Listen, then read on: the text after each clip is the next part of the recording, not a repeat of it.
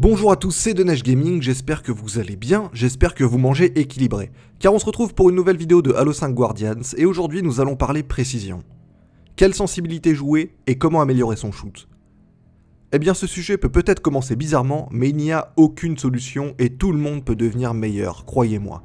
Il n'y a pas de bon ou de mauvais réglage, de sensibilité meilleure qu'une autre, il y a vous. Seulement vous et votre façon de jouer. Si vous pensez que telle ou telle configuration est pourrie, si la sensibilité est trop élevée ou trop faible, ce n'est pas qu'elle est mauvaise, mais seulement qu'elle ne vous convient pas. Ne vous laissez pas influencer par d'autres amis ou sur les forums vous dire comment vous devez jouer et même quel style de jeu adopter. Si ces personnes se sentent très à l'aise avec leurs réglages, c'est que c'est probablement parce qu'ils ont pris le temps de tester chaque paramètre et peut-être que c'est la seule et unique solution. Prenez le temps et essayez différents réglages, jusqu'à trouver ceux qui vous correspondent. Ce que je veux dire par prenez votre temps, c'est sur plusieurs jours, voire même sur plusieurs semaines.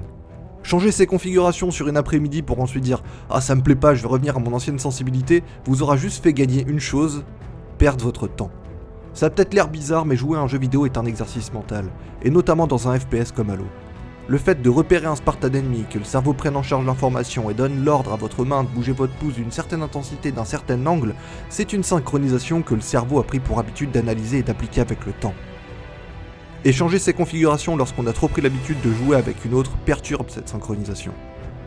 Donc il y a de très fortes chances que quoi que vous fassiez au départ, vous allez être désorienté et vous n'allez pas aimer ces changements, que votre sensibilité ait été élevée ou diminuée. Jouez en étant concentré, cool, relax, sans jamais changer votre gameplay qui est propre à vous-même. A vrai dire, c'est surtout votre façon de jouer qui aura un impact décisif sur vos réglages. Gardez cette nouvelle sensibilité et revenez jouer le lendemain. Le fait de dormir, votre cerveau se repose et traite les informations accumulées la veille. Un peu comme un texte ou une poésie qu'on a appris lorsqu'on était à l'école. Vous l'avez accumulée et apprise toute la veille durant, le lendemain vous la connaissez par cœur. Et ben c'est exactement le même principe. Comme j'ai dit auparavant, votre gameplay influencera beaucoup vos réglages. Il n'y a pas de meilleur gameplay, juste votre préférence. Si vous préférez jouer plus au combat rapproché et la jouer offensive, c'est-à-dire arme automatique, au corps à corps ou fusil à pompe, il serait conseillé d'utiliser une sensibilité élevée, car le champ d'action entre vous et le déplacement du Spartan ennemi sera rapide. Tandis que si vous préférez contenir l'ennemi et garder une certaine distance, c'est-à-dire privilégier les armes semi-automatiques ou à rafale, il est conseillé d'utiliser une sensibilité plus faible, car le champ d'action entre vous et le déplacement du Spartan sera plus lente. Mais après, ça reste des conseils. Jouez comme vous le sentez. Si vous voulez vraiment trouver la sensibilité qu'il vous faut, faites comme moi.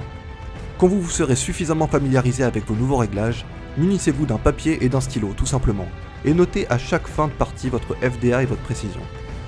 Faites le warm-up qu'il vous faut avant, que ce soit en soit une partie perso ou autre, faites comme vous le sentez, et une fois bien chaud, lancez-vous. Notez seulement votre FDA et votre précision sur les 10 dernières parties que vous avez faites, ça devrait suffire.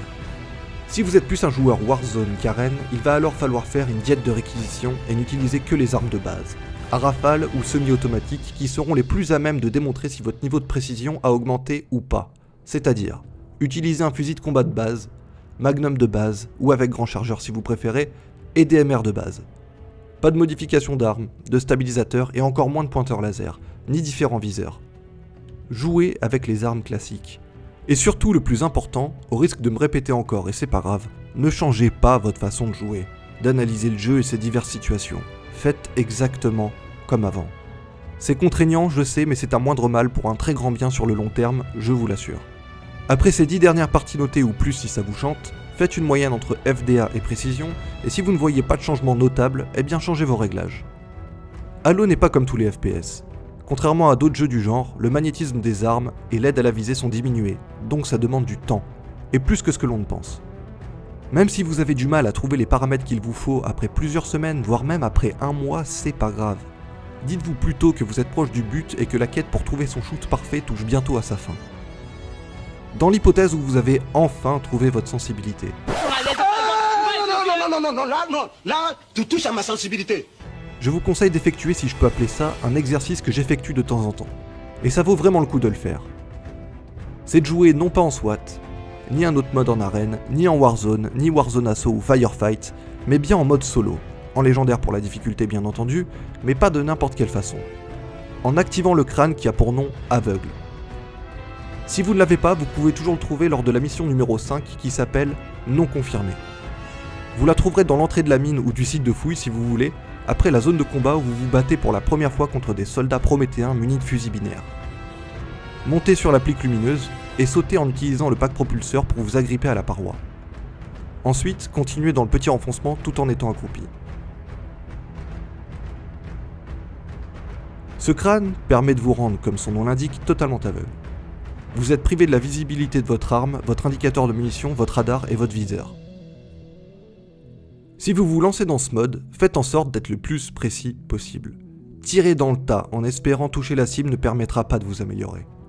Je peux vous assurer personnellement que j'ai ressenti une amélioration en ligne.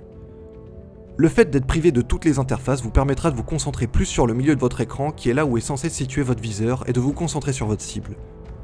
Faites le plus de headshots possible, restez concentré sur la partie vulnérable de l'ennemi et faites au maximum pour que chaque tir touche l'ennemi. Pas la peine de tirer vite, prenez votre temps, vous êtes en campagne, c'est fait pour ça. C'est comme à l'auto-école. Lorsqu'on vous dit comment bien prendre un virage, ne regardez pas 10 mètres au-delà de votre pare-brise ni le volant, mais bien le bout de la route. Eh ben c'est le même principe grâce à ce mode. Et je sais aussi que mes comparaisons sont nulles à chier. Mais habituez-vous à vous focaliser sur l'ennemi plus que sur votre viseur, et vous verrez que votre précision augmentera naturellement. Après, ça ne reste que mon avis et mes conseils pour ceux qui se posent la question de comment améliorer sa précision. Si vous vous sentez à l'aise avec vos configs, si vous avez vos trucs pour vous améliorer votre shoot, et si vous n'estimez pas devoir progresser dans cet aspect du jeu, eh bien, grand bien vous fasse, et cette vidéo vous aura sûrement été inutile.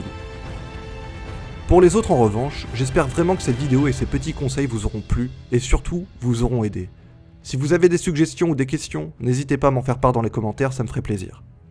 Sur ce, je vous dis ciao tout le monde, amusez-vous bien, à bientôt pour de nouvelles vidéos les gars, et surtout, restez dans le jeu.